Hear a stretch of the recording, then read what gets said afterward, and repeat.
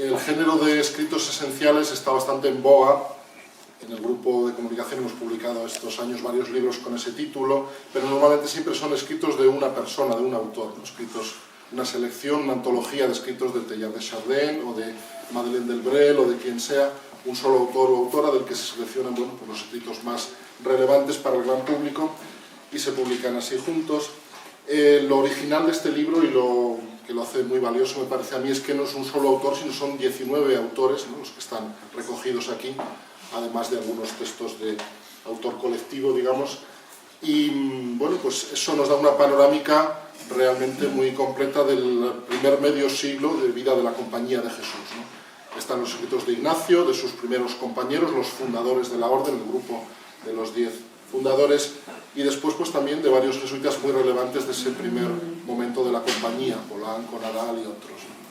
Evidentemente un libro como este, un trabajo como este, pues se sobra de mucho tiempo, supongo que de años, y de varias personas, ¿no? Es un grupo el que está detrás, el grupo de espiritualidad ignaciana, un grupo de jesuitas que trabajan en estos temas pues muy competentemente desde hace ya varios años. Y bueno, pues también José nos hablará un poquito de este grupo, supongo, y de cómo trabajáis, ¿no? Y de, bueno, pues para hablarnos de los entresijos de este libro y del contexto y de, bueno, pues todo su trasfondo y de los valores que tienen, tenemos a dos invitados de excepción también, ¿no? Tenemos a Javier Burrieza, que aquí en Valladolid yo creo que no necesita presentación, pero en fin, historiador, doctor en Historia por la Universidad de Valladolid, profesor en la Universidad en Historia Moderna, investigador, también colaborador de diversos medios de comunicación y, bueno, pues aunque él no es jesuita, es un gran conocedor, mejor que muchos jesuitas seguramente, y un gran amante pues, de la historia de la Compañía de Jesús en general y en particular de la rica historia y presencia de la Compañía en esta ciudad de Valladolid, cuya historia también él conoce al dedillo, ¿no? Bueno, pues, y tenemos también pues, a José García de Castro, jesuita, teólogo y filólogo, es doctor en Filología Hispánica, además con una tesis sobre escritos de Ignacio, precisamente sobre el epistolario de San Ignacio, ¿no? Y, bueno, profesor de Teología Espiritual desde hace bastantes años en la Universidad Comillas, y él es el, bueno, pues, spiritus movens, o el que ha estado detrás de este proyecto y el coordinador de este libro, así que es quien mejor nos puede explicar un poco, bueno, pues cómo se ha elaborado y todo lo que entraña. Pues muchas gracias, Javier y José, por estar aquí hoy, y os escuchamos con mucho gusto. Cuando comencé mi tesis doctoral sobre la Compañía de Jesús en Valladolid, entre los siglos XVI al XVIII, sobre todo sobre los trabajos de la Compañía de Jesús y sobre sus colegios de Valladolid, de Medina del Campo, de Villagarcía y el noviciado de Simancas, que fue el primer noviciado en España en vida todavía de San Ignacio, pues lo primero que tuve que hacer, se lo recordaba antes al superior del Colegio de San José, es hacerme amigo del padre Samaniego, que en paz descanse, y él fue también muy amigo, y empaparme de Monumenta Historica Societatis y eso, de aquellos tomos beneméritos, de más beneméritos autores, como eran aquellos primeros jesuitas, y sobre todo de aquellos recopiladores dentro de aquella historiografía positivista, donde lo importante era el documento y no hacer interpretación, pero donde se hacían esas recopilaciones, ¿no? Los autores no son coincidentes con estos 19, pero verdaderamente si este libro hubiese existido en el año 98, hace casi 20 años, pues me hubiese ahorrado muchas cosas, porque como verán ustedes, el libro es además muy práctico. Yo me atrevo a decir que de estos libros necesitamos muchos en este grupo editorial Loyola.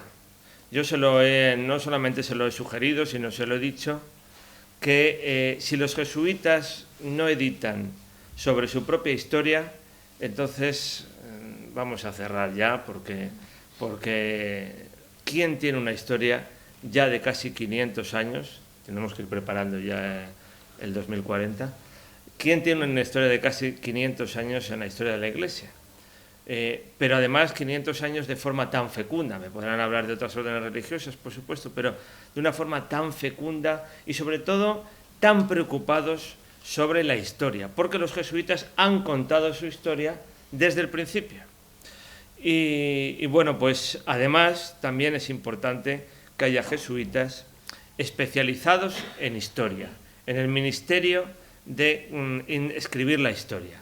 Antes, cuando eran tantos y tantos, pues tenían esos maestros. Antonio Astrain, ¿no?, que también nos va a salir aquí, pues vivió dedicado a la historia, como otros tantos muchos, pero es que también tenemos grandes maestros que hoy, gracias a Dios, todavía están entre nosotros. Por lo tanto, este libro del Grupo de Espiritualidad Ignaciana pues es una obra necesaria, es una obra dentro de esa misión que tanto la compañía como desde la universidad pública, también hay que decirlo, la gran cantidad de historiadores de la Compañía de Jesús que hay en la universidad pública, y yo creo que además estamos teniendo un diálogo pues muy fecundo entre ambas partes, pues estamos preocupándonos de la historia de la Compañía de Jesús. Fíjense, además, hay tanto que hacer que la mies es mucha y los obreros son pocos. Por lo tanto, no podemos despegar la pluma del papel. Pero el libro tiene una dedicatoria doble que a mí me ha gustado mucho y quiero comentársela. A dos propósitos generales de la Compañía de Jesús. Uno, a un español como fue el padre Luis Martín García, el 24º general. Dice en la dedicatoria: todos los compañeros que trabajaron en silencio en la edición crítica de nuestras fuentes. Detrás del padre Luis Martín García pues estaban todos los que trabajaron en ese monumento histórico Societatis Jesu, del que de alguna manera este libro es heredero, pero mejora notablemente para trabajar en él por ese sentido práctico que vamos a comentar. Y además también la otra dedicatoria pues me parece realmente bonita, al padre Peter Hartz-Kovelbach, que precisamente el domingo se cumplirá el primer aniversario de su muerte, y que indica memoria fiel y creativa de nuestros primeros compañeros. Estos escritos esenciales de los primeros jesuitas son los primeros compañeros, los que mi querido maestro Manuel Revuelta, maestro en la Compañía de Jesús, llamó cofundadores. Bueno, pues no solamente son los 10 primeros compañeros. Yo aquí me atrevería a decir que son esos primeros jesuitas hasta que eligieron los padres que participaron en la congregación general de los primeros años 80 al napolitano Claudio Acquaviva con 38 años. Con Claudio Acquaviva comienza una nueva Compañía de Jesús, quizás de consolidación, de estructuración, otra nueva compañía. Pero hasta esta compañía pues estaban algunos, la mayoría, de estos 19 autores que están presentes en este libro. Entre ellos están 5 generales, 4 más 1. Ahora les diré por qué. Está naturalmente Ignacio de Loyola, que es el que ocupa un mayor número de sus escritos, por supuesto, porque es el núcleo de la espiritualidad ignaciana, la suya propia y jesuítica, por supuesto. Está Diego Laínez, un hombre muy desconocido, no lo suficientemente promocionado por el caprichoso mundo del reconocimiento de la santidad. Es decir, Diego Laínez pues no es santo hoy en la Iglesia Católica porque pertenecía a una familia de conversos. Y eso a partir de un cierto momento en la compañía y en la Iglesia estuvo muy mal. Francisco de Borja sería el tercero.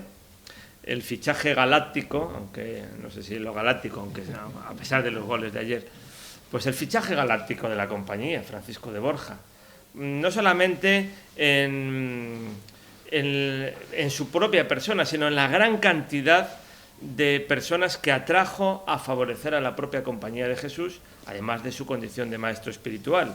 Hombre, también provocó más de un conflicto, tanto hacia el exterior como hacia el interior. El flamenco Berardo Mercuriano, que cambió la línea nacional del gobierno de la compañía, hasta entonces eran los españoles y a partir de entonces era un súbdito de la monarquía hispánica de los Países Bajos, luego nos volverá a salir, pero ahí aparece todo, con el Berardo Mercuriano aparece en la propia compañía pues el mundo de los memorialistas, algunos de ellos españoles, y el quinto general, casi me le va a adivinar el padre José García de Castro, no fue general, pero es el quinto general que está presente en este libro, que es Polanco. en un libro reciente de O'Malley sobre la relación entre los papas y la Compañía de Jesús, un libro del que yo esperaba un poco más, porque mira que hay relación entre la Compañía de Jesús y los papas, pues dice, Gregorio XIII era un papa amigo de los jesuitas. Digo, hombre, con papas amigos como estos, ¿para qué queremos enemigos? Es el que impidió que Polanco fuese general de la Compañía de Jesús. Y es que Polanco lo es casi todo en la historia de la Compañía. A mí me parece que es uno de los personajes más importantes. Si tuviésemos que hacer un top de los más importantes, ahí estaría Polanco. Además de general de Ignacio, de Laínez y de Borja, y que por lo tanto escribió muchas de las cosas a ellos atribuidos, pues es que es un hombre práctico, el directorio de confesores, el directorio del buen morir, bueno, en fin. Nos vamos a encontrar en estas páginas una condensación de mucho de lo que les decía yo que yo tenía que buscar en Monumenta, pero además con un cuidadoso proceso de discernimiento, como dicen los propios autores. A mí, por ejemplo, me ha interesado mucho, si revisan el libro, una tabla cronológica de los escritos de la Compañía que aparecen en este libro. Claro, aquí, como les dirán, no están ordenados cronológicamente, pero es bonito saber cuáles son los más antiguos. Y los más antiguos es una carta de 1532 de Ignacio a Isabel Roser, esa mujer que quiso lo que Ignacio no comprendió, o no quiso comprender, o no lo veía en ese momento. Y es esa rama femenina de la Compañía de Jesús, lo que no quiere decir que las mujeres no estuvieron dentro de la Compañía, pero sí dentro de los ministerios de la Compañía, por supuesto. Aquella carta de 1532 hablaba de las enfermedades y de las adversidades como camino. Es muy interesante que en este libro, luego vamos a hablar de cómo hay que aprender a escribir, pero también cómo hay que aprender a leer. En este libro hay que aprender a leer de acuerdo al sentido práctico que nos ofrecen sus editores. En cada uno de los textos, y dentro de un grupo de doctrina, praxis, bien, pues nos indica al principio de qué trata ese texto, nos desarrolla el texto y después nos aporta lo que está tan de moda, unas palabras claves desde el punto de vista, naturalmente, de la espiritualidad. Y además, a partir de cada uno de los autores, pues nos ofrece una bibliografía para querer saber más, para querer saber mucho más. Hombre, porque nos vamos a quedar con ganas.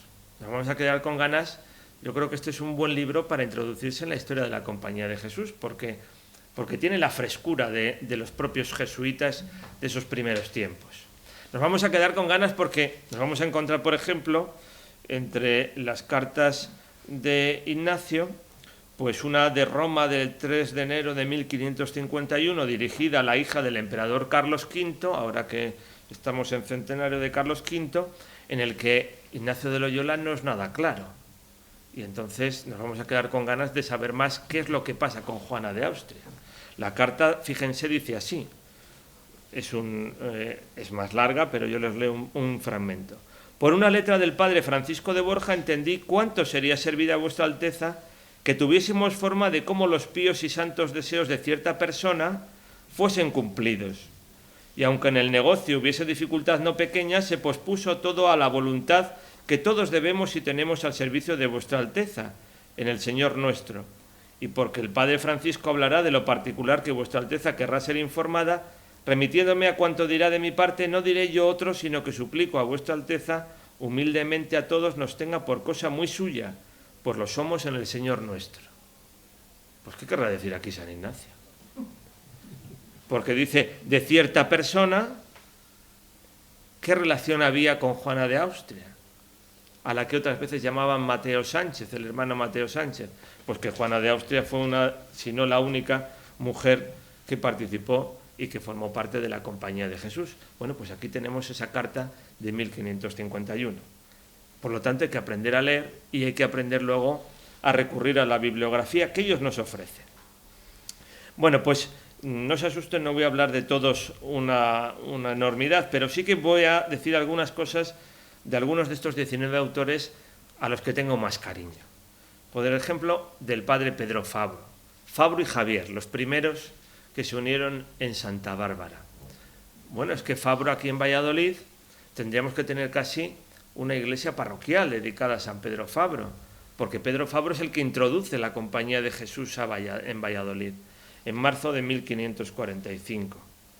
A pesar de esa mínima compañía, sí que viene con un hombre que es bien diferente, ¿no? Antonio de Araoz, que es un hombre perfectamente, que sabe manejarse en todos los negocios de lo profano y de las negociaciones de la corte. Fabro es mucho más espiritual, pero Fabro además es el hombre para la Europa cristiana que se ha fragmentado. Fabro puede estar, por ejemplo, leer a Fabro este año es muy adecuado, porque este año que conmemoramos los 500 años de la Reforma, pues leer a Fabro y lo que nos propone la bibliografía, por ejemplo, ese título tan bonito del padre García de Castro, Pedro Fabro, inspirador y constructor de la primera Compañía de Jesús, o el de Rogelio García Mateo, Pedro Fabro, el luteranismo y la unidad del cristianismo, pues seguramente después de leer lo que aquí nos ofrecen, vamos a recurrir a todo esto. Javier, pues es que Javier es el primer occidental que nos descubre un mundo para nuestro mundo. Y ese mundo para nuestro mundo es Japón. Porque lo que escribía Javier sobre todo lo que iba contemplando, pues era reeditado y además era leído en alto, porque entonces eran unos pocos los que sabían leer y todos los que supuestamente sabían escuchar.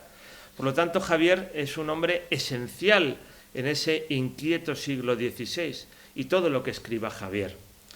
En este sentido, a mí me gustaría recordar aquí a un autor que se nos fue y que se nos fue hace unos años y que estudió tanto sobre Javier, ¿no? Amigo nuestro, como es Eduardo Alonso Romo, y que estudió tanto a Javier. Bueno, pues por ejemplo, en este libro, en esta antología, se van a encontrar la última carta que Ignacio escribió a Javier en la que pide que regrese a Europa. Así nos lo dicen los editores, ¿no? Bueno, lo que pasa es que esta carta está escrita en Roma el 28 de junio de 1553. La única salvedad es que Javier había muerto el 3 de diciembre de 1552 a las puertas de China. Las cartas eran importantes para mantener la unidad de la compañía, pero algunas veces los medios de comunicación eran los medios de comunicación. De Ignacio, ya les digo, pues es el gran núcleo, ¿no? En la fórmula del instituto, en las constituciones, pero no se engañen, detrás de las constituciones está Polanco, en los ejercicios espirituales, en su autobiografía, esos ejercicios espirituales que son pues ya no solamente patrimonio de la espiritualidad ignaciana o de la espiritualidad jesuítica, sino ya es patrimonio pues es patrimonio de la humanidad o del hombre que quiere trascender. Es un patrimonio ya de toda la Iglesia, ¿no? Y no solamente Ignacio estará presente en estas grandes obras de la doctrina, sino en las cartas, en la praxis. Por ejemplo, qué bonita ese texto que habéis incluido sobre que los jesuitas hablen en cada región la lengua de cada una de esas regiones. Y dice en nombre de Ignacio, a través de Polanco: sería gran confusión y desunión que, siendo diversas naciones, cada cual hablase su propia lengua. Y por esto ha mandado nuestro Padre que en todos los lugares donde se halla la compañía hablen todos la lengua de la tierra, si en España, la española, si en Francia, la francesa, si en Alemania, la alemana, si en Italia, la italiana. Nuestro Padre ha ordenado igualmente que esta misma orden se guarde en todas las partes de la compañía del mejor modo posible, según la disposición de los lugares y de las personas. ¿Saben qué palabras claves ponen los editores después de este texto? Comunicación, inculturación, lenguas y unión. Algo realmente práctico para afrontar este texto.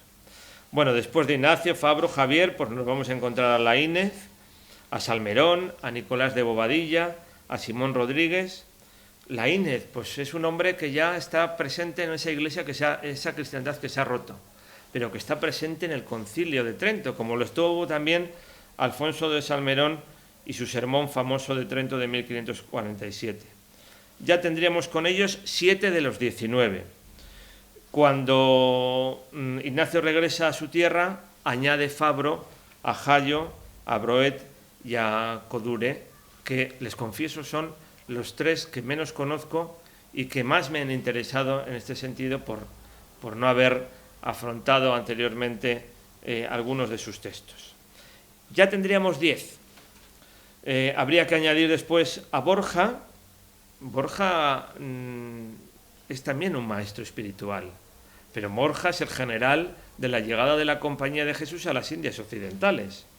A Jerónimo Nadal, un hombre tremendamente práctico, al mismo tiempo que espiritual, por supuesto, el que promulga las constituciones en España en 1554, Polanco, que ya no les voy a decir ya nada, porque se nos ve el plumero por Polanco, y Rivadeneira, que es el último que muere de esta selección, pero Rivadeneira es un hombre importantísimo, por ejemplo, en ese tratado tan didáctico sobre la Compañía de Jesús. ¿Por qué los jesuitas se llamaban, por qué la compañía era la Compañía de Jesús? ¿Por qué los jesuitas se llamaban así?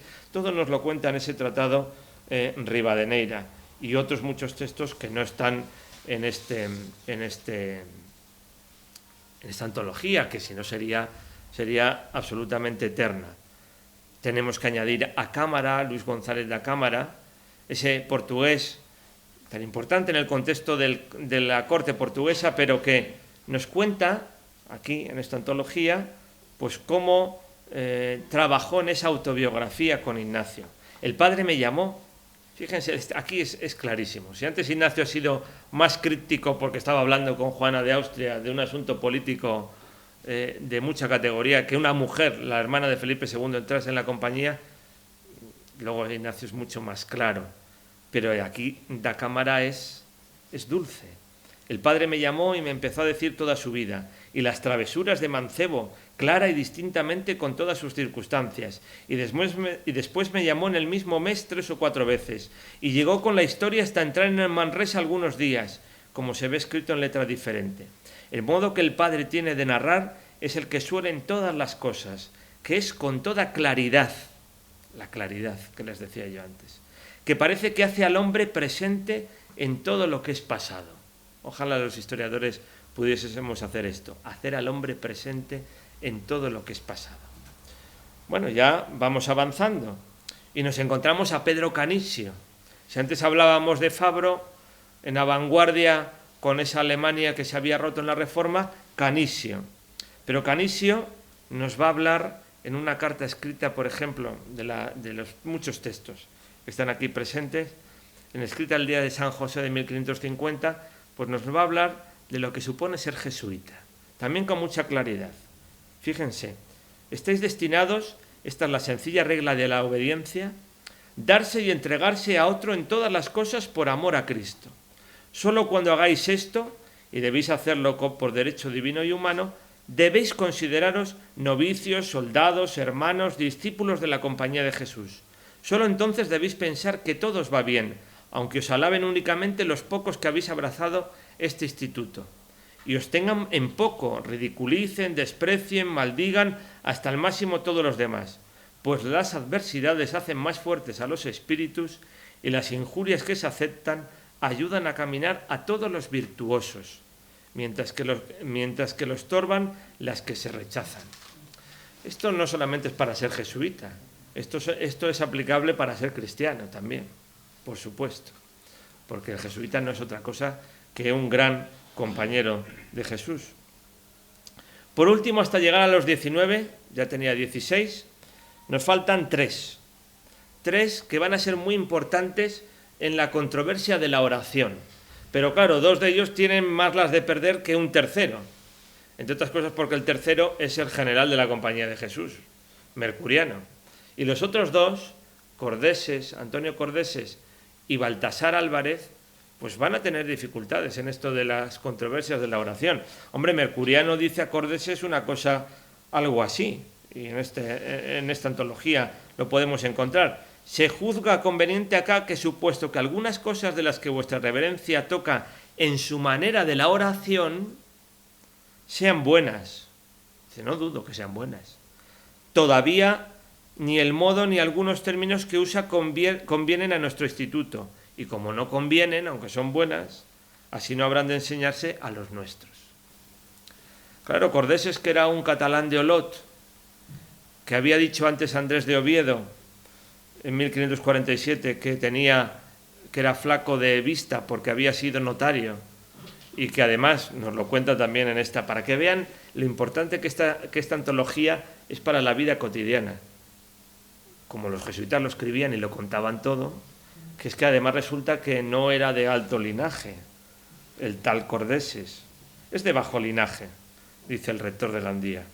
Su padre dice que tenía oficio de teñir los cueros de los zapateros, debe ser oficio de zurrador. ¿Se dan cuenta cómo leyendo las cartas de los jesuitas uno se lo pasa bien? Y el otro, Baltasar Álvarez, pues hombre, yo le tengo mucho cariño porque es de la tierra, ¿no? O por lo menos se mueve mucho en la tierra, o por lo menos se llevó muchas páginas de mi tesis doctoral, me solucionó mucho el capítulo de la dirección espiritual, porque aquí en Valladolid y en Medina todo el mundo se confesaba con Baltasar Álvarez. Hombre, su vida la contó el padre Luis de la Puente, que es un jesuita hoy muy olvidado. Alguna vez tenemos que tratar a Luis de la Puente. Ya sé que no está de moda, que Luis de la Puente era un asceta barroco del 17, pero Luis de la Puente dio mucho crédito a la Compañía de Jesús en España y en Valladolid en el 17.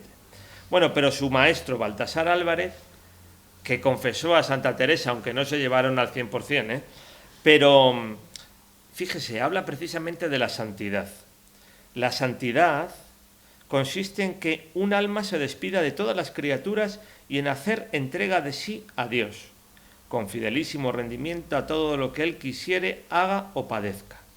Aunque vaya por este camino o por aquel, con pausa o con prisas, como a Dios más contentamiento le diere, con inteligencia o nieblas, con consuelos o con duelos.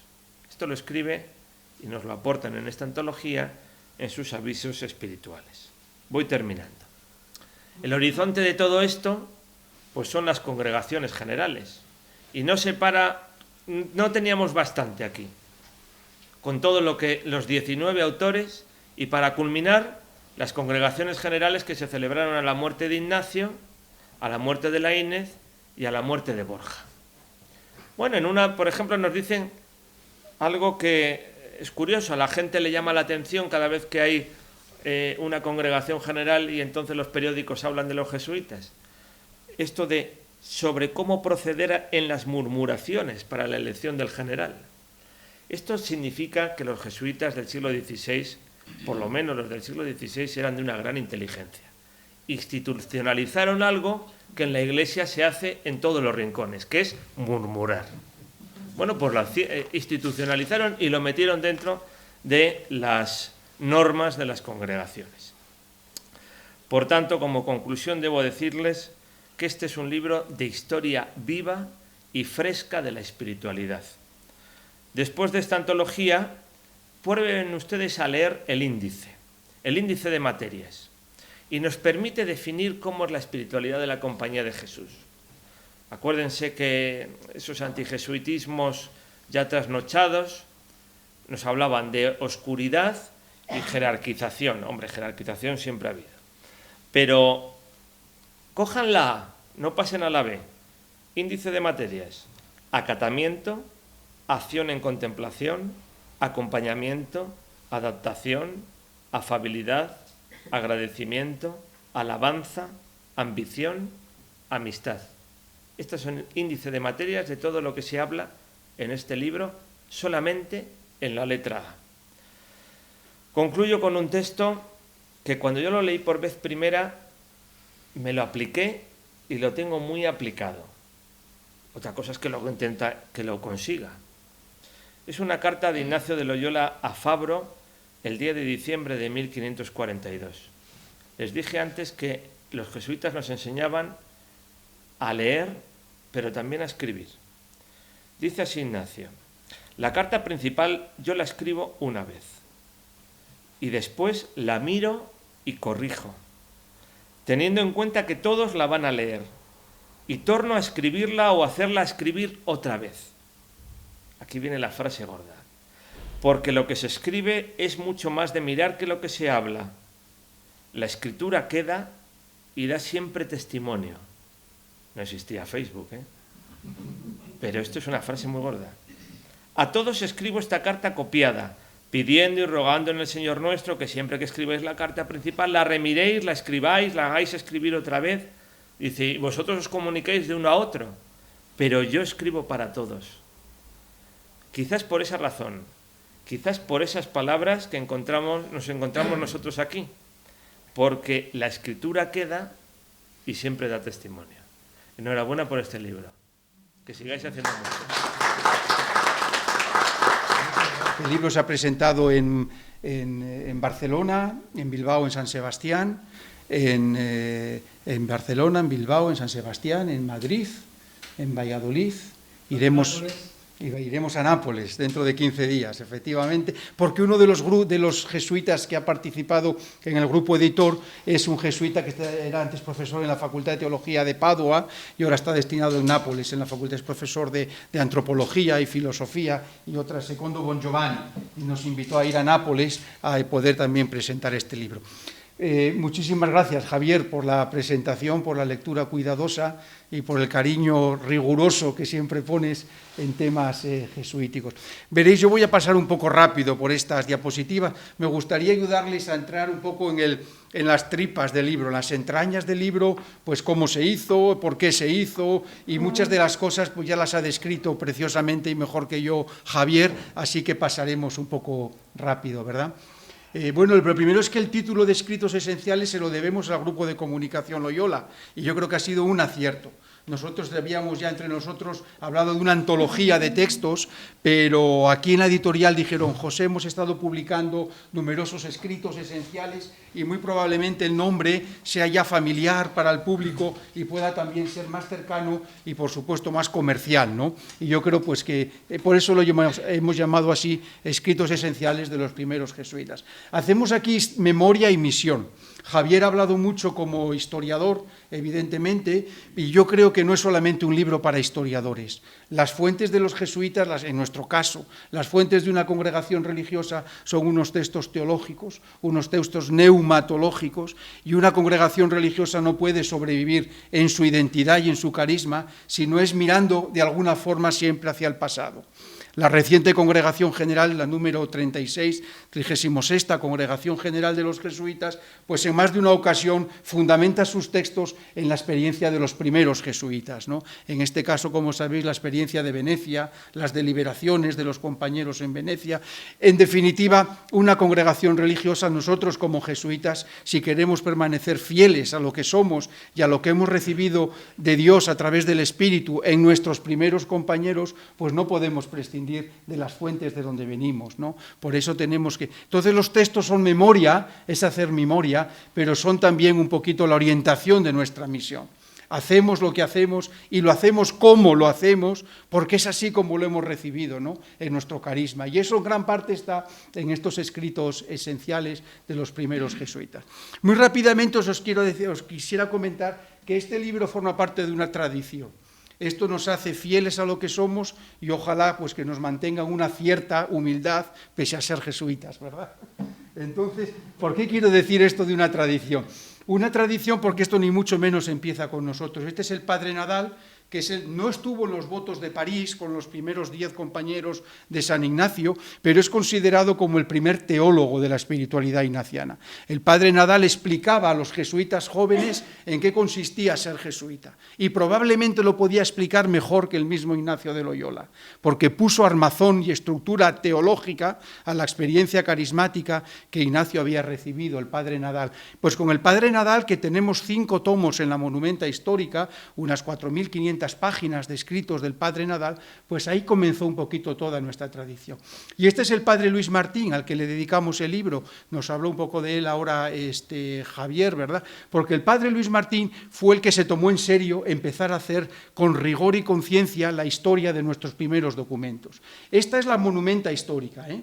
Son unos 170 volúmenes, cada uno, pues ya os digo, de 800, 900 páginas, con un rigor impresionante desde lo que en 1894, cuando se empieza a publicar y se empieza a pensar el proyecto. No hay otra congregación religiosa en la Iglesia que tenga esta solidez en sus fuentes y en sus documentos de la primera compañía. Unos 60 o 65 pertenecen a los primeros jesuitas y otros 60, 70 pertenecen a lo que llamamos Monumenta Missionum, los documentos de los primeros jesuitas misioneros en tantas partes del mundo. La monumenta se empezó a realizar en Madrid hasta el año 32, cuando ya empezaban los conflictos un poco internos, político-militares en España, que se traslada entonces a Roma. Pero el padre Luis Martín tuvo mucho interés en que esta colección empezara para hacer memoria de lo que somos, ¿verdad? De lo que somos. Fijaros, unos números nada más, ¿no? Monumenta tiene unas 131.421 páginas. Bueno, vosotros entenderéis que intentar seleccionar de entre 130.000, pues unas 800 que tiene este libro, pues fue uno de los primeros retos que nosotros tuvimos. Pero sobre todo este libro toma esto, monumenta de los orígenes, monumenta de San Ignacio, monumenta de los primeros compañeros y de otra monumenta, las epístoles mixte, las epístoles cuatrimestre, bueno, hay muchísima información. Los jesuitas escribieron. Y porque escribieron, muy probablemente ustedes y yo estamos hoy compartiendo este agradable momento. Pues este es un poco lo que está detrás de este libro, la colección de Monumenta. Demos gracias a Dios por el padre Luis Martín, que con tanto rigor e interés pues comenzó este proyecto, ¿no? Continuó ya en el siglo XIX, XX, con el padre Calveras, el padre Ignacio Iparraguirre, Cándido de Dalmases, grandes exegetas, historiadores que renovaron la tradición, ¿no? Y ahora aparecerá alguien que será familiar para algunos de los que estamos acá, porque es el padre Ignacio Iglesias, que comenzó esta colección Manresa en el año 1991, coincidiendo con los centenarios ignacianos. Fue asistente general del padre Arrupe, que como sabéis fue otro de los grandes renovadores al impulso y al albur del Concilio Vaticano II, la necesidad de renovar la teología, la espiritualidad, los documentos, la vida religiosa, etcétera, ¿no? Bueno, pues gracias a grandes compañeros de los que uno se siente bastante indigno de formar parte de su misma comunidad y su mismo grupo, pues esta es la tradición donde se inserta esta colección Manresa, ¿eh? Esto es para comprender un poco el libro en su contexto. La colección Manresa, voy a pasar ahora un poquito rápido, es un hogar y una academia para estudios ignacianos pues de cierta profundidad académica. Aquí publicamos tesis doctorales o investigaciones novedosas. Yo procuro estar un poco atento a lo que se publica en otras lenguas para ofrecerlo también a la lengua castellana, ¿verdad? Y dentro de este hogar académico ignaciano, pues aquí tiene lugar y nace este libro de los escritos esenciales. Aquí se ha publicado el Diario Espiritual de San Ignacio, el libro de los primeros jesuitas del padre John O'Malley, traducido creo que a 12 lenguas modernas, libros sobre los primeros compañeros, Nicolás de Bobadilla, Simón Rodríguez, Salmerón, Laínez. Esta colección queremos estar siempre un poco pendientes de nuestros orígenes y no perder de vista de dónde venimos, ¿no? Las pláticas de Jerónimo Nadal, los directorios de Polanco, al que acaba de aludir ahora mismo Javier. También publicamos cosas de teología, la neumatología, la teología de Baltasar, la eclesiología, o la antropología teológica en clave ignaciana. Bueno, y así sucesivamente pues podríamos ir viendo varias obras hasta llegar a escritos esenciales que hoy nos convoca. El libro pues tiene dentro de cada jesuita, pues siempre aparece al principio de cada capítulo un retrato. ¿Quién ha hecho estos retratos de los jesuitas? Un caricaturista o un dibujante catalán, Ignasi Flores, muy compañero y amigo de Javier Meloni, que es otro de los que forma parte del grupo editor. Yo quería meter en este libro los retratos de los jesuitas que tenemos en Villagarcía de Campos. En el pasillo enorme de los comedores hay una colección preciosa de cuadros de jesuitas. Yo fui a Villagarcía, me compré una cámara, que no les voy a decir cuánto me costó esa cámara, pero fui allí con mis luces y con mi banqueta y me subí, apagué la luz, encendí la luz, hice de cada cuadro 15 o 20 fotografías. Bueno, pues cuando se las presenté al equipo editor me dijeron que no. Nos parecen fotografías muy clásicas, retratos muy clásicos, queremos hacer algún tipo distinto de los jesuitas. Bueno, el caricaturista se informó por internet, tomó imágenes de varios jesuitas y más o menos veréis pues que van a aparecer. Este grupo está editado por el GEI, que es el Grupo de Espiritualidad Ignaciana. Lo formamos 6 jesuitas de diversas partes, sobre todo España y Italia. Llevamos reuniéndonos 17 años, 3 veces al año. Nos conocemos muy bien. y gracias a que nos conocemos bien y podemos discutir, pues proyectos como este pues salen adelante. Nos fundó el padre provincial de España en el año 2000 y allí pues nos dijeron, tenéis la responsabilidad de estudiar a la espiritualidad ignaciana y ofrecer algo para la comunidad ignaciana pues de diversos tipos, ¿no? Y ese es nuestro objetivo, pues intentar ofrecer trabajos que puedan mantener hoy, en el siglo XXI, una fidelidad creativa, como decía el padre Kolvenbach, a nuestras fuentes, ¿no? Después de esta experiencia yo quiero destacar como los primeros compañeros el trabajo en equipo y el trabajo en grupo, ¿de acuerdo? Siempre tiene que haber alguien que coordine, que modere, que dirija, como ustedes quieran, pero la importancia de que una obra como esta pues sale gracias al trabajo de todos y al trabajo en equipo, ¿no? Al principio queríamos hacer una teología espiritual, pero nos dimos cuenta de que no sabíamos casi nada de nuestras fuentes.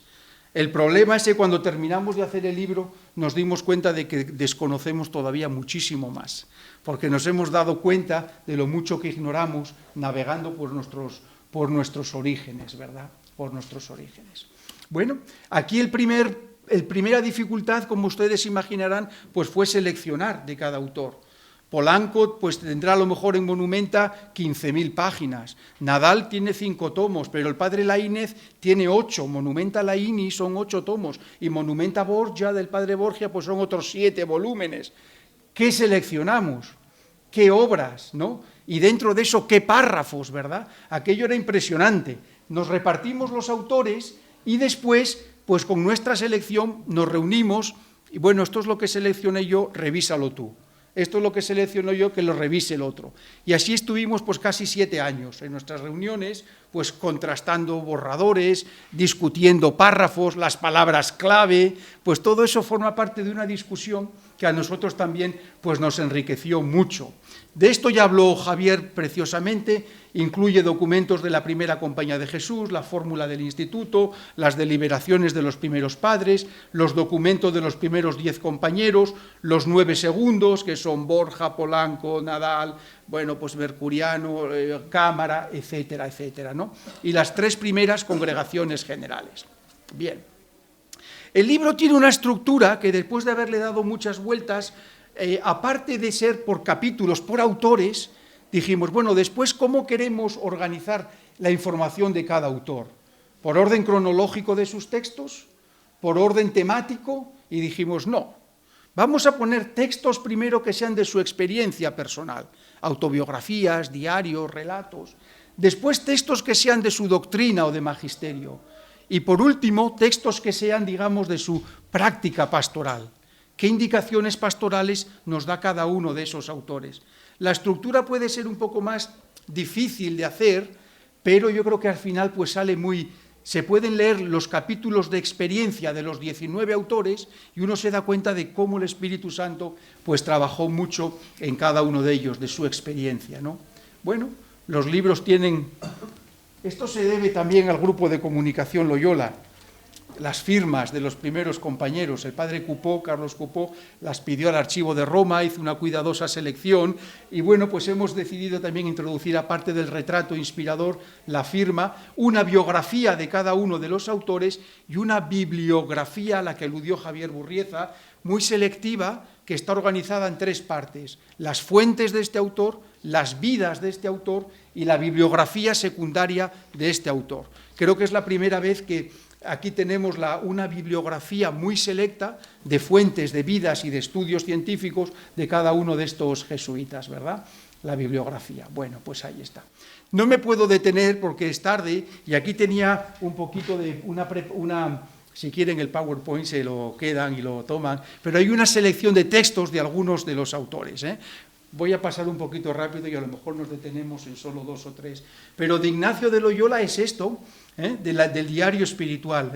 ¿A dónde voy, Señor? La crisis interna de Ignacio. Pues no sé a dónde voy, pero siguiéndoos, mi Señor, yo no me podré perder. Aquí se recuperan muchos textos clásicos, ¿no? De Pedro Fabro, que habló también al que se refirió Javier, coincido contigo, habría que dedicarle una iglesia y si no una estatua. Y si no hay dinero para una estatua, al menos una placa en algún sitio al padre Pedro Fabro, ¿verdad? Pero esta es la contemplación para alcanzar amor, de Pedro Fabro. Ojalá sintamos que Dios trabaja en nosotros, en el cuerpo o en el espíritu. Ojalá que por fin veamos que es Él quien obra todo en nosotros, por quien actúan todas las cosas. Estos son los ejercicios espirituales, la neumatología de los ejercicios, ¿no? Del padre Polanco. Al padre Polanco le secuestró literalmente su hermano Luis cuando se enteró de que quería ser jesuita. Quiere decir que le llevó atado hasta Padua y le retuvo. Y él, como dice en una carta, desfechando la puerta, rompiendo la puerta, tuvo que escaparse y se fue a Roma. Ignacio le retuvo. Y la familia de los Polanco le reclamó a su hermano: oiga, devuélvanos a mi hermano.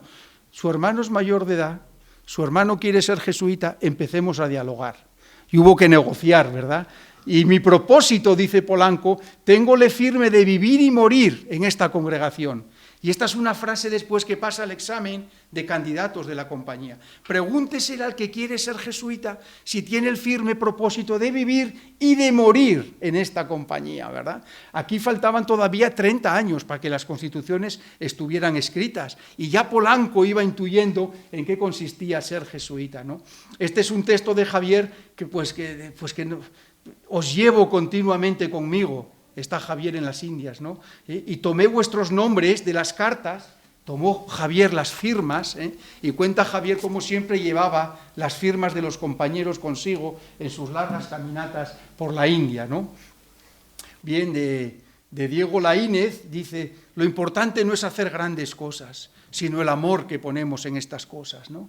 Que más puede merecer el cocinero haciendo el potaje que el predicador predicando a todo un pueblo. Porque Dios no juzga la grandeza de las cosas en cuanto tal, sino la bondad de la intención de donde nacen, ¿no? Nicolás de Bobadilla, protesta, Nicolás de Bobadilla, protesta, que no me escribís, que la gente... ¿Por qué no le escribían a Bobadilla? Pues porque Bobadilla no escribía a nadie. Entonces llega un momento en que se queja, que no sé si estáis muertos o vivos, porque ni yo ni los compañeros hemos recibido carta alguna vuestra. Os ruego, como os tengo rogado más de 30 veces, que escribáis. Le dice a Polanco, ¿verdad? Bueno. Laínez dice, que ya es casi a punto de ser general, es vicario. Y dice Bobadilla: Laínez es una buena persona. Hombre, solo faltaba, ¿verdad? Pero se deja manejar por sus dos hijos, Polanco y Nadal, los cuales le han conducido a un sinnúmero de errores. En esta antología, en esta selección de textos, queríamos ser también un poco... no queremos ser ni apologéticos ni ñoñamente piadosos, sino mostrar las cosas como son. Y en Monumenta Histórica hay cosas deliciosas, uno se lo puede realmente pasar muy bien, muy bien. Ignacio de Loyola dice de Bobadilla: es uno de los 10 primeros, es una persona de mucha doctrina, es ejemplar. Y mira que le dio problemas, ¿eh? No podían aprobar las constituciones porque Bobadilla se oponía a casi todo. Los compañeros tuvieron que cambiar el criterio de aprobar las cosas. No se podían aprobar por unanimidad, porque Bobadilla decía que no a casi todo. Entonces dijeron: vamos a aprobarlo por mayoría, ¿verdad? Y entonces así las cosas, pues... Y este es Salmerón. Salmerón le protesta al general, a Mercuriano. Salmerón fue el gran teólogo junto con Laínez. En comillas tenemos los 14 tomos de comentarios al Nuevo Testamento de Salmerón, 14 tomos así de grandes. Y dice, y fue provincial en Nápoles. Y se ve que Mercuriano quería gobernar Nápoles sin contar con el provincial. Y Salmerón dice: no, padre general, no niego el poder o la autoridad, pero es una cosa dura y difícil cuando usted hace las cosas sin comunicarlo con sus ministros, que es el que más conoce sus necesidades, ¿verdad?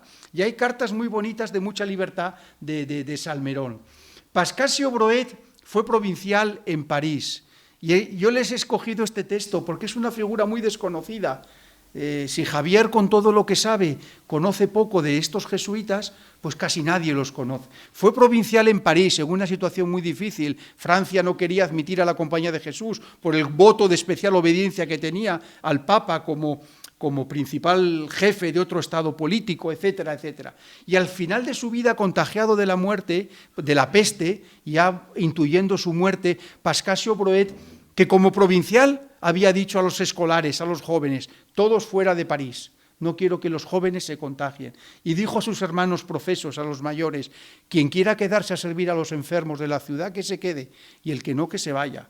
y todos se quedaron, ¿verdad? Hay una tradición riquísima en la historia de la Compañía de Jesús de los que se llaman así los mártires de la caridad, los jesuitas que murieron contagiados de la peste atendiendo a los enfermos en las calles, ¿no? Bueno, pues dice el padre provincial, después de haber sido contagiado de la peste, él dejó por escrito: no he ido a los graneros, no he tocado nada, ni tampoco he ido al refectorio viejo, ni he tocado los libros de la biblioteca.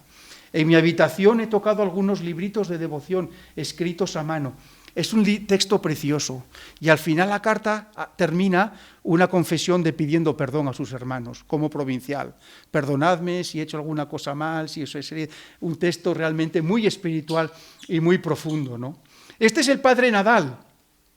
El padre Nadal, que los jesuitas en París quisieron convocarle y que formara parte del grupo de los jesuitas en París.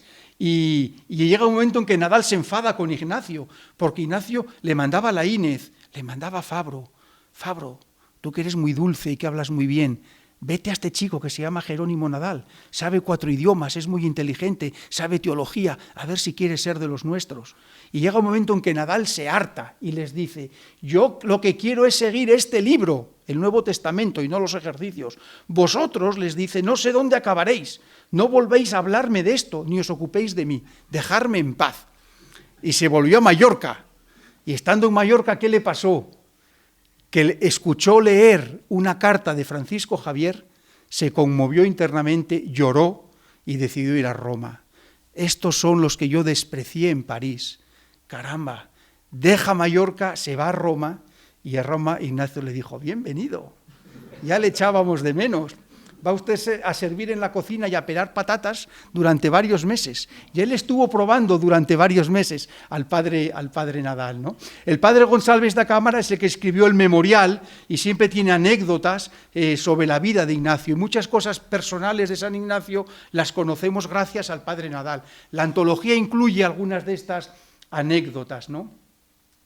Y Pedro Rivadeneira, ¿cómo examinaba Ignacio las cartas? Pues también, ¿cómo examinaba su conciencia, ¿no?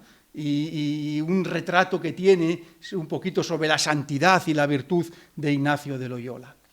De esto ya os he hablado, la estructura interna del libro. ¿Para qué sirve este libro? Pues para lo que ustedes quieran, para sujetar una puerta, para cerrar bien una ventana, ¿eh? Pues puede servir para varias cosas. Primero, para conocer. Es cierto que no el mucho saber y conocer harta y satisface el ánima. No la satisface totalmente, pero en parte sí, ¿verdad? Ustedes puedan leer y conocer un poco el patrimonio espiritual jesuítico. Podemos conocer más sobre nuestro pasado y así pues vivir más profundamente e impulsar el futuro, ¿no? El libro yo lo utilizaré, ya lo estoy utilizando con mis alumnos. Se puede hacer un uso académico, poner lecturas obligatorias para los alumnos, pues este capítulo, este autor, ¿no? Tiene un uso pastoral, lo podemos usar, pues cómo no, pues para la formación de grupos en comunidades de vida cristiana, en comunidades ignacianas. Y nosotros como grupo lo hemos usado para rezar. Siempre comenzábamos nuestras reuniones con algún texto espiritual de alguno de los autores, de nuestros borradores, y sin duda que hay textos preciosos. A veces estamos ya saturados de las 2 banderas y de los 3 binarios, que son textos aburridísimos. Tienen ustedes que reconocerlo, ¿eh? El texto de los 3 binarios es una cosa que nadie entiende, árida, seca. Bueno, aquí hay textos oracionales realmente muy jugosos y muy profundos, ¿no? Termino con lo más importante, que es los agradecimientos. Yo queremos dar gracias, pues cómo no, al Padre, si es para mí que estoy en la conferencia y no podré coger. Verán, muchas gracias a la provincia de España porque nos ha financiado los encuentros y ha financiado gran parte de la obra. No cabe duda de que sin esta ayuda y este apoyo incondicional de los jesuitas en España, pues no habríamos podido reunirnos ni trabajar. Bien, muchas gracias a las entidades colaboradoras que tienen ustedes aquí en la parte de atrás del libro. 6 o 7 instituciones que han puesto algo de dinero para que el libro pues cueste lo que cuesta, que es casi gratis. Este libro cuesta 25 €, pero vale muchísimo más. No se hacen idea Si hubiera que pagar las horas que hay aquí, vamos, ni la duquesa de Alba podría comprar el libro. Bueno, gracias a que hay entidades colaboradoras, este libro pues tiene un precio asequible. Muchísimas gracias al Grupo de Comunicación Loyola por optar por eso, sin querer hacer ningún tipo de especial negocio con esta literatura, sino hacerla asequible a toda la gente, ¿no?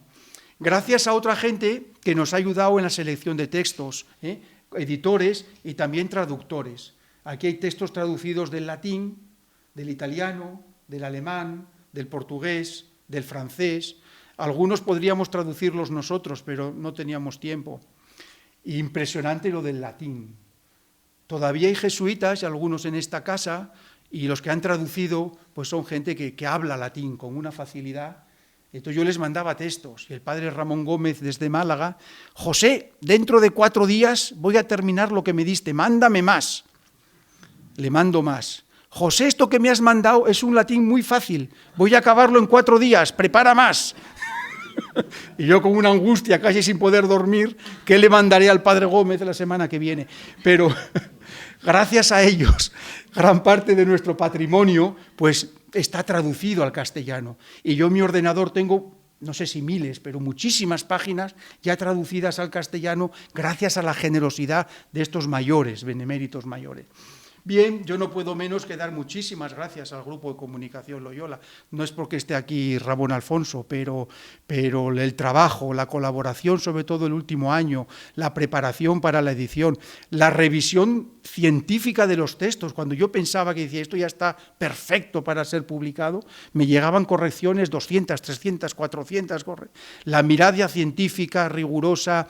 Yo no sé quién estará ahí atrás con el equipo de Ramón Alfonso, pues José Luis, 20 millas, impresionante, impresionante. Las ideas para mejorar el texto, para mejorar la portada, el diseño del libro, bueno, pues de verdad, Ramón Alfonso, pues muchas gracias.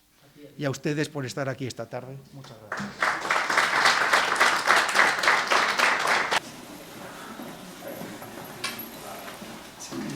Yo sé que es una pregunta muy difícil, pero ¿qué dirías tú, y tú también, qué sería el autor que más dentro de estos 19 te vale la pena entrarse? Yo creo que estando en esta casa, y quitando a Ignacio, por supuesto, pues yo siempre me quedo con Fabro. A mí Fabro debo decir que me conquistó. Primero leía Fabro, después leía a García de Castro sobre Fabro, y las dos cosas a mí me conquistó Fabro. Y sobre todo me llama mucho la atención ese Fabro en unas circunstancias en la cristiandad tan complicadas como es la Reforma. Y además que, lo ha dicho antes José, pues sabían perfectamente repartirse los papeles, por decir esa referencia a Valladolid, ¿no? Cuando estaban esos dos jesuitas y Fabro era el hombre espiritual y Araoz era el hombre práctico, cortesano, el de los jaleos, el de la controversia, el que no le gustó nada que Borja ascendiese como ascendió en la compañía, pues en Valladolid, cuando le conocían un poquito menos a Araoz, decían: usted confiese, Fabro, que yo predicaré.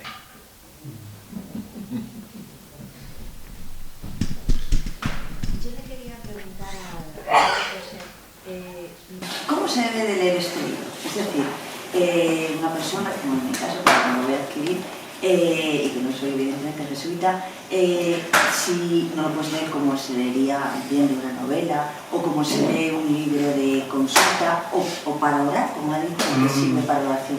¿Cuál es la forma de leerlo? Mira, gracias por la pregunta, porque las posibilidades son varias en función, creo yo, de lo que cada uno pueda ir buscando. Si uno busca enterarse, imagínate que una persona pasa por la librería, dice, anda, esto de los jesuitas, y por curiosidad un poco intelectual quiere saber conocimiento primero, yo diría, pues lo mejor es ir por orden.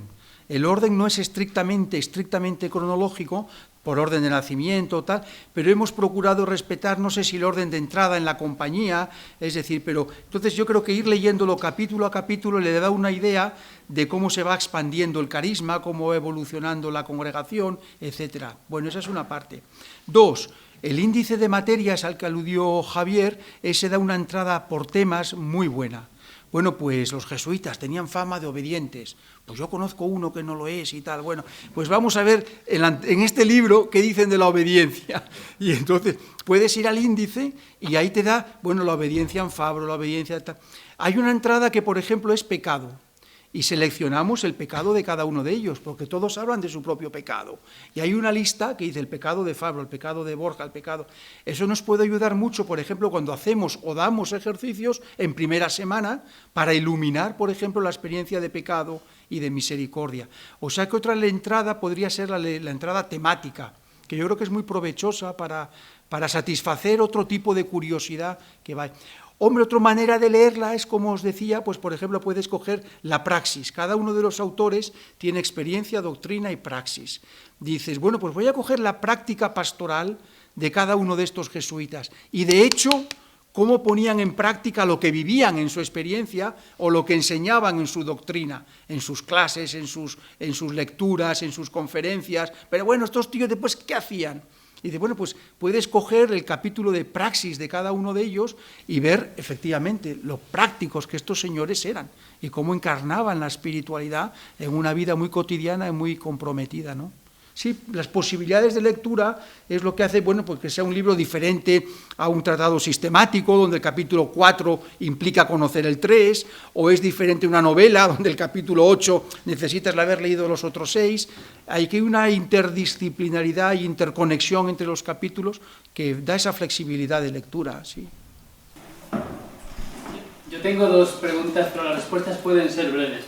Una para José, si hay algún autor cuya selección de textos ha resultado especialmente difícil, y para Javier, si podrías darnos algún detalle más del tema este de Juana de Austria, que nos has picado la curiosidad, pero bueno, nos has dejado ahí con las ganas. Sí, bueno, difícil, no, nos repartimos los autores, confiamos mucho en el miembro del equipo que había hecho esa selección, pero yo creo que para mí el más difícil por la cantidad de textos interesantes que tiene y donde es que a mí se me dejaba el corazón cuando me decían ese párrafo no, y digo, es como este párrafo no, con lo interesante, este es fundamental, todo, Nadal. La doctrina espiritual, teológica, de las pláticas, de las observaciones a la oración, es tal la riqueza de textos y de todos ellos es todo tan aprovechable que yo creo que el padre Nadal para mí fue el que me supuso más esfuerzo no introducir más páginas o más párrafos del equipo. Bueno, pues esto es uno de los temas, a mí me parece más interesantes de esa primera compañía, ¿no? Desde el punto de vista político, no desde el punto de vista espiritual. Pero esta es una mujer, la conoce también muy bien José, esta es una mujer, como muchas de las mujeres de la Casa de Austria en el siglo XVI, de una valía política, de una visión magnífica. Las mujeres de la Casa de Austria son casi más interesantes que los propios hombres en aquel momento de Carlos V y de Felipe II, ¿no? Entonces ella estaba destinada para Portugal, princesa de Portugal. Portugal también es muy interesante con los primeros jesuitas y bueno, se queda viuda. Ha tenido ya su hijo, Sebastián de Portugal, el desdichado rey Sebastián I, y viene a Valladolid porque además la necesita su padre, que está en el imperio, y su hermano, que también está fuera, para ser regente de Castilla. Pero además ella es una mujer de una gran inquietud espiritual, se acerca mucho a los jesuitas y especialmente a Francisco de Borja. Francisco de Borja se convertirá también en su director espiritual. Piensa que además Borja, y por su pasado dentro de la corte, pues ha estado muy cercano a las hermanas y al propio Felipe en su infancia. Y bueno, pues y a su madre, claro, Isabel de Portugal, por supuesto. Y bueno, coincidiendo sobre todo, que eso es lo que yo más estudié. Lo que pasa es que este texto, en el mar proceloso de Monumenta, pues a lo mejor yo no lo había encontrado, ya había encontrado otras cosas, pero esto es del 51, y sin embargo el momento clave es el 54, ¿no? Cuando ella es regente, está en Valladolid, Francisco de Borja está en Valladolid, está junto a ella, se funda el noviciado de Simancas, ha habido problemas en Zaragoza, ha habido problemas con figuras importantes de la Iglesia española, y Juana de Austria salva de muchos de esos problemas a los propios jesuitas. Y claro, se le ocurre pues ser miembro de la Compañía de Jesús. Y lo que viene claro, eso genera una serie de correspondencia entre Borja y Ignacio, y a lo que llegan a la conclusión es que hermanas de Felipe II solamente va a haber una. Pero claro, va a ser hermana, no va a ser, por supuesto, es mujer, no puede ser sacerdote. Entonces hablarán habitualmente del asunto de Mateo Sánchez. Y el asunto de Mateo Sánchez es Juana de Austria. Ella no va a vivir nunca en un colegio, va a favorecer mucho los colegios, va a favorecer al colegio de Valladolid, al primer colegio de Valladolid, al colegio de San Antonio, comprando algunas de las casas, y que va a ir configurando pues poco a poco esa manzana casi completa de lo que es hoy la parroquia de San Miguel y de San Julián, por Doctor Cazalla y Concepción, poco a poco. Ahí va a estar Juana de Austria. ¿Y va a defender contra Melchor Cano? Bueno, eso va a ser importantísimo, porque además Melchor Cano también desde Valladolid, ¿no? El que ladra. Es que las cartas entonces... Mateo Sánchez era Juana, el que ladra Melchor Cano. Entonces tienes que tener ahí una lista de cosas para ir sabiendo quién son cada uno, ¿no? Y ella no vivirá nunca, por supuesto, en ningún colegio. Ya no se va a volver a casar, claro.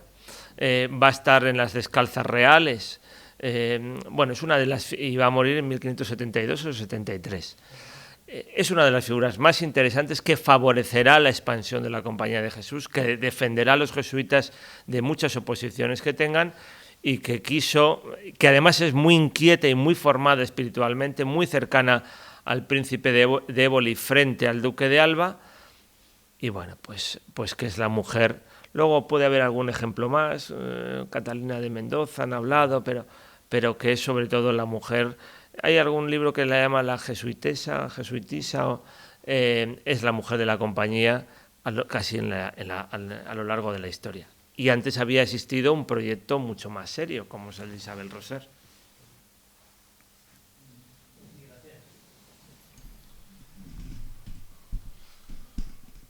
Pues nada, si no hay más preguntas, sí. Yo leer este libro para ver el futuro. ¿Cómo ven el futuro de los jesuitas? Hay que ser religiosos actualmente. Perdón, que ¿cómo vemos el futuro de los jesuitas? Sí. Esa probablemente puede ser una buena pregunta para José Luis. Pues mire, el padre Kolbenbach, ¿verdad?, que también está dedicado al libro, nos recordó alguna vez que la Compañía no tiene promesa del Señor de permanecer para siempre. La Iglesia sí, ¿verdad? Las puertas del infierno no prevalecerán contra ella, pero la Compañía no tiene esa promesa. Nuestro futuro está en las manos de Dios. La Compañía ya fue disuelta una vez, como sabrán, y pasó muchas penalidades en ese momento, y bueno, pues gracias a Dios revivió, gracias a Dios y también a la industria de Piñatel y de otros varios, ¿verdad? Pero revivió, y bueno, pues ahí está, ¿no? Nos acercamos al 5º centenario, bueno, pues con realidades difíciles en la orden. En Europa, ciertamente, pues una situación en la que estamos muy envejecidos, en la que hay pocas vocaciones. Sí tenemos novicios. En España, gracias a Dios, pues cada año entran 3, 4 al noviciado, que bueno, para los tiempos que corren no está mal, pero ciertamente pues para la proporción de obras que tenemos en España, pues es poca gente. Pero bueno, la Compañía empezó con 10 personas, ¿verdad? Y ya digo, creo que nuestro futuro pues está en manos de Dios. Y luego es verdad que la Compañía, al ser una orden global, universal, y quizá pues también de las primeras instituciones que realmente han vivido esta globalización muy fuertemente, pues las realidades son muy diversas también, ¿no? La realidad vocacional en Europa ahora mismo es muy distinta de la que se vive pues en Asia o en América Latina o África, ¿no? Entonces el futuro a saber por dónde irá. Muchos dicen que, bueno, los últimos generales, ¿verdad?, que han escogido, el padre Nicolás, bueno, pues que tenía un pie en Europa y otro en Asia, un poco que el pasado de la compañía está en Europa, nuestras raíces están aquí, claro, y el futuro quizá está en Asia, ¿verdad?, la compañía y la iglesia, es decir, el futuro, bueno, pues es difícil saber por dónde va a ir, pero en todo caso nosotros confiamos en que el que inició la compañía pues la seguirá llevando adelante por los caminos que sean, ¿no? No sé si responde a la pregunta. O sea, que dentro de las tres vocaciones que hay, sin la mayoría de Asia. Proporcionalmente, es decir, ahora mismo hay lugares de Asia donde hay un gran despertar vocacional, ¿no? Iglesias como la de Vietnam, como la de Corea, la misma India, tú has estado por allí, José, ¿no? Pues son realidades donde, siendo muy minoritario el cristianismo, como lo es en estos países, hay un florecimiento muy grande de vocaciones, ¿no? Bueno, también jesuitas, también. En la India cada 4 o 5 años hay una provincia nueva, yo no sé cómo funciona eso, pero sí, también, no solo jesuitas, pero también jesuitas, sí. Y bueno, pues, en fin, en España pocos, pero bueno, gracias a Dios hay novicios, quiero decir que hubo épocas en que el noviciado estuvo cerrado, ahora mismo pues tenemos el noviciado abierto y con algunos novicios, ¿verdad? Y bueno, pues es un motivo de esperanza también, a pesar de lo difícil que está hoy en Occidente, pues el tema de la vocación religiosa. Yo enlazo para darles un pequeño aviso también al grupo de comunicación Loyola, que el grupo de espiritualidad, una vez terminado este proyecto, estamos trabajando en el siguiente, que serán los escritos esenciales de los jesuitas del siglo XX. Entonces queríamos seguir con el siglo XVII, XVIII, pero necesitábamos nosotros también un cambio de paradigma y un cambio de mentalidad, y entonces ya tenemos seleccionados unos 20 o 22 jesuitas, y Teilhard de Chardin, o Ignacio Yacuría, o el padre Arrupe, o Toni de Melo, tenemos una selección de unos 20, 22 jesuitas, y esperamos, si Dios quiere, pues dentro de 5 o 6 años, pues ofrecer estos escritos esenciales de jesuitas del siglo XX, o de nuestros días, o ya nos dirá Ramón Alfonso qué título es el que más conviene.